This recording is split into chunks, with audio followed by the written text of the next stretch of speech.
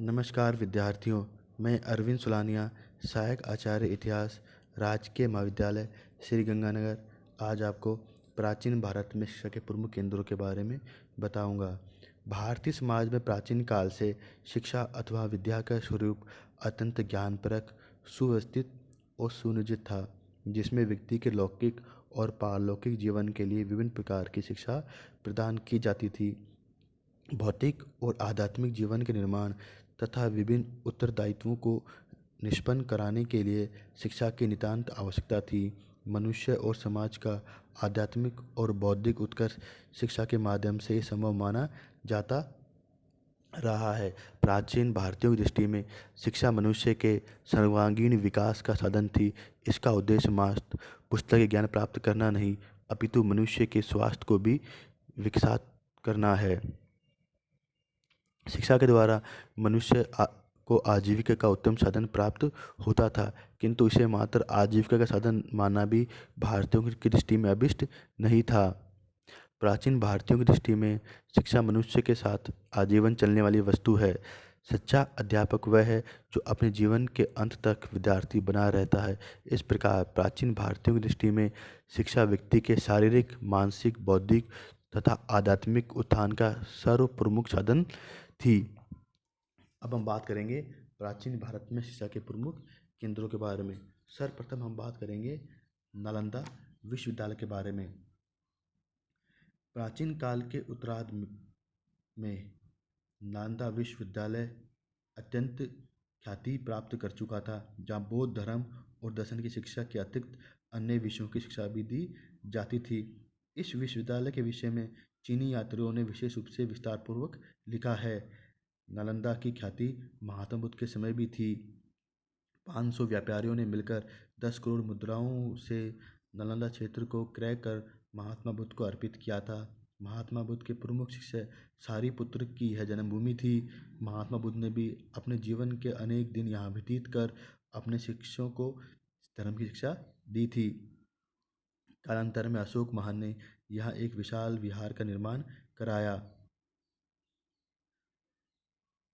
समय समय पर गुप्त राजाओं ने नालंदा के विकास में सराहनीय योगदान दिया। यहाँ की जो उनकी धार्मिक सहिष्णुता और विचारों की व्यापकता का उज्ज्वल पक्ष प्रस्तुत करता है। सर्वप्रथम कुमारगुप्त ने इस बौद्ध संघ को दान दिया। इसके बाद बुद्धगुप्त, तथागत गुप्त, नरसिंहगुप्त, पालादित्य आदि अनेक गुप्त राजाओं ने अपने संरक्षण प्रदान कर इस केंद्र के विकास में योगदान दिया। हिनसांग के विवरण से ज्ञात होता है कि अनेकों विहारों का निर्माण यहाँ पर किया गया था। विहारों में कुछ तो काफ़ी बड़े थे, जिनकी गगनचुंबी शिखर अत्यंत आकर्षक थे।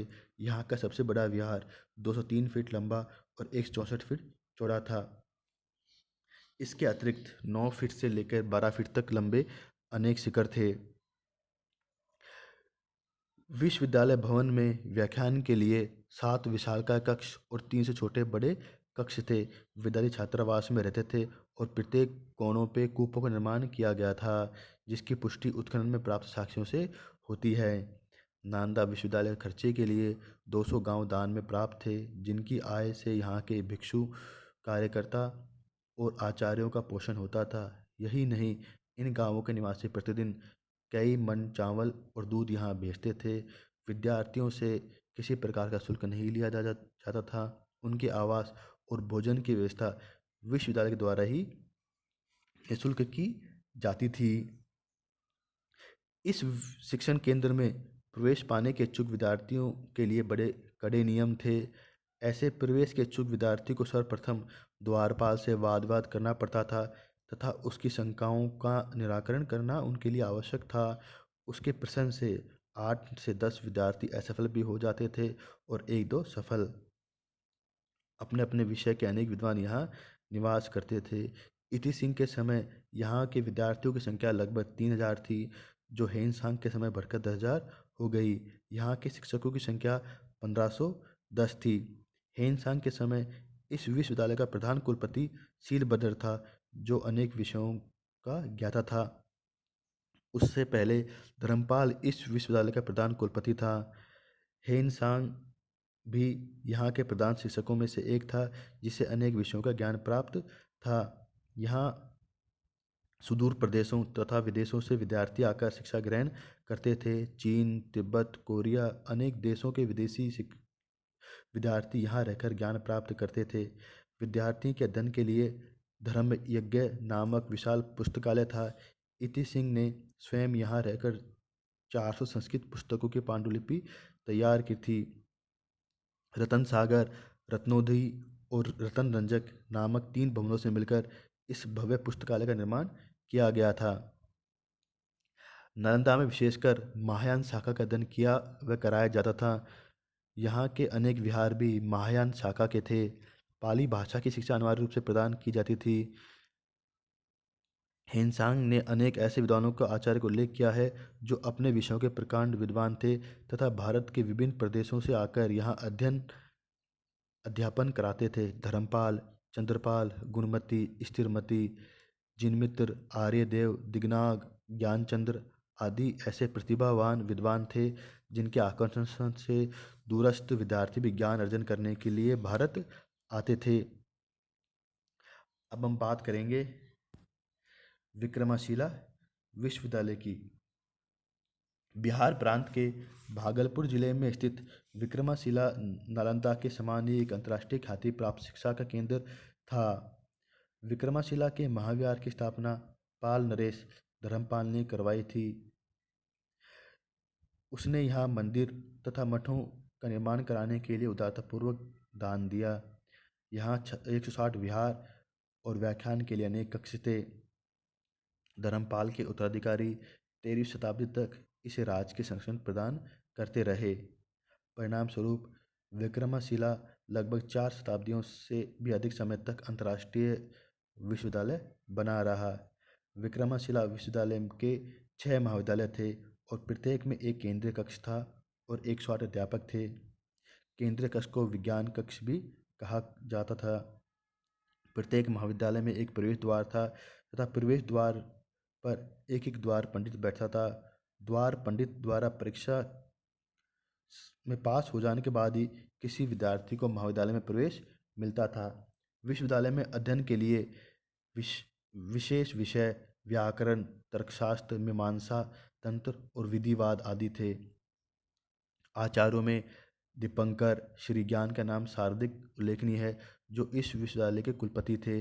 वे हीनयान, महायान तर्कशास्त्र के विद्वान और तिब्बती बौद्ध धर्म के महान लेखक थे। 12वीं शताब्दी में अभयंकर गुप्त यहाँ के आचार्य थे। वे तंत्रवाद के महापंडित थे। तिब्बत तथा संस्कृत में उन्होंने अनेक ग्रंथ लिखे। अन्य विद्वानों में ज्ञानपाद, रक्षित, रत्नाकर, शांति, ज्ञानश्री, मित्र, तथागत आदि का नाम उल्लेखनीय है। 12वीं शताब्दी में लगभग 3000 विद्यार्थी यहाँ शिक्षा ग्रहण करते थे। इनमें अनेक तिब्बत के थे। तिब्बती छात्रों के आवास के लिए विश्वविद्यालय में एक विशिष्ट अतिथि गृह बनाया गया था। यहाँ एक संपन्न तथा विशालकाय पुस्तकालय भी था। विश्वविद्यालय का प्रबंध चलाने के लिए मुख्य संरक्षण की देखरेख में एक परिषद थी, जिसके सदस्य विभिन्न प्रशासनिक कार्य करते थे। शैक्षणिक व्यवस्था 6 द्वार पंडितों के द्वारा संचालित होती थी। इस समिति का अध्यक्ष भी होता था।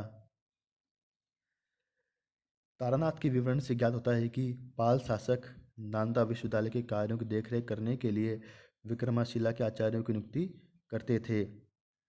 विक्रमशिला विश्वविद्यालय के पाठ्यक्रम की अवधि के विषय में हमें पता नहीं है, मात्र यह ज्ञात होता है कि यहाँ के स्नातकों को अध्ययन के लिए पाल शासक द्वारा उपाधि प्रदान की जाती थी। इस प्रकार विक्रमशिला 11वीं-12वीं शताब्दी में भारत का सर्वाधिक संपन्न, सुव्यवस्थित और प्रतिष्ठित विश्वविद्यालय था। नालंदा के समान ही इस विश्वविद्यालय का मुख्य कार्य तिब्बत में भारतीय सभ्यता का प्रचार प्रसार करना था। जैसा कि ऊपर बताया जा चुका है, विश्वविद्यालय के प्रमुख आचार्य दीपंकर सहित कई विद्वान तिब्बत गए, जहाँ उन्होंने बौद्ध धर्म का प्रचार प्रसार किया।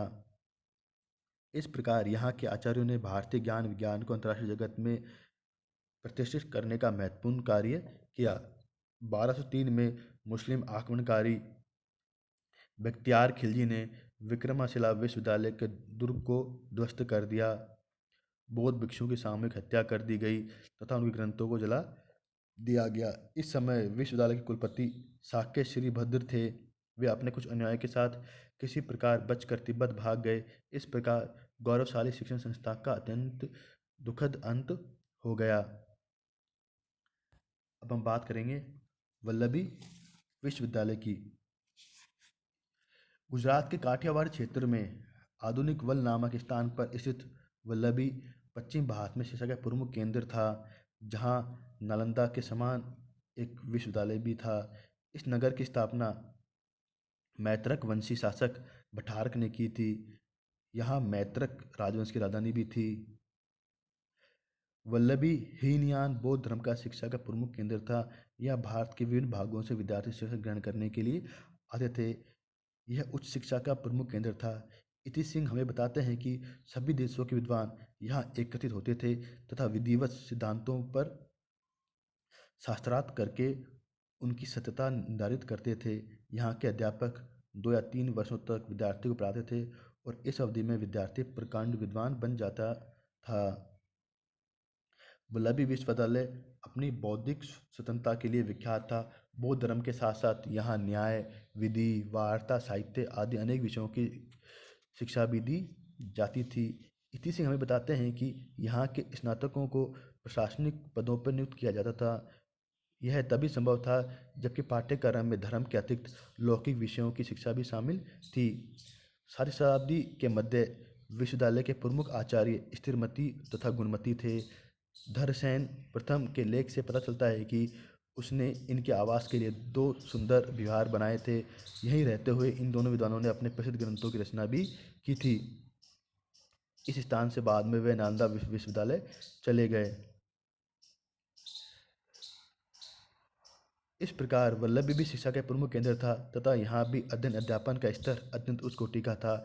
इस विश्वविद्यालय के आचार्य द्वारा परीक्षित होने के बाद ही विद्वानों को अपने सिद्धांतों की सत्यपरता तथा बौद्धिकता का सही ज्ञान हो पाता था, जैसा कि इति के वर्णों से प्राप्त ज्ञान से हमें पता चलता है।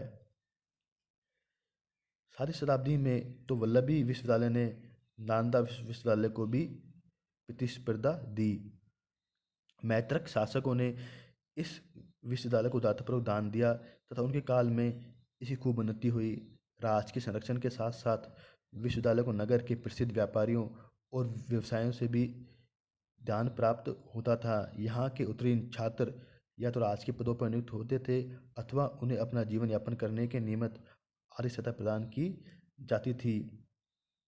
8वीं शताब्दी में अरब आगमन से इस विश्वविद्यालय की प्रगति कुछ काल के लिए रुक गई, किंतु पुनः जब शांति स्थापित हुई तो मैत्रकों के उत्तराधिकारियों ने विश्वविद्यालय को संरक्षण और सहायता प्रदान की। 12वीं शताब्दी के अंत तक शिक्षा के केंद्र के रूप में वल्लभी की ख्याति संपूर्ण भारत में थी और देश के विभिन्न कोनों से विद्यार्थी यहाँ ज्ञान प्राप्त करने के लिए आते थे। अब हम बात करेंगे श्रावस्ती नगर के शिक्षण केंद्र के बारे में। महात्मा बुद्ध के जीवन काल में ही श्रावस्ती नगर बौद्ध धर्म और शिक्षा का प्रमुख केंद्र बन चुका था। प्रमुख व्यापारी अनाथ पिंडक ने महात्मा बुद्ध के समय में नगर के निकट जैतवन विहार का निर्माण करवाया था, जहां बौद्ध ज्ञान और आचार की शिक्षा दी जाती थी। कुछ ही वर्षों में इस विहार में आग लग जाने के कारण इसका विनाश हो गया। महात्मा बुद्ध के काल में इनका पुनर्निर्माण कराया गया है। 130 एकड़ में फैला हुआ जैतवन विहार काफ़ी विस्तृत था। इसमें 120 भवन तथा अनेक कक्ष थे। भिक्षु, छात्रों और बौद्ध आचार्यों को रहने के लिए सुंदर आवास थे। स्नानागार, औषधालय, पुस्तकालय, अध्ययन कक्ष और व्याख्यान कक्ष उसमें बने हुए थे। पानी के लिए जलाशयों का निर्माण कराया गया था। छाया के लिए वृक्ष लगाए गए थे और बैठने के लिए उपवन बनाए गए थे।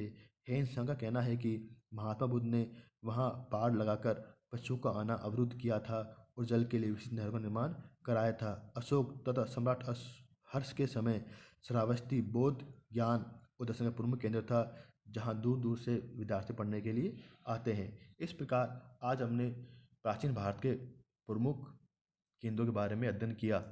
धन्यवाद।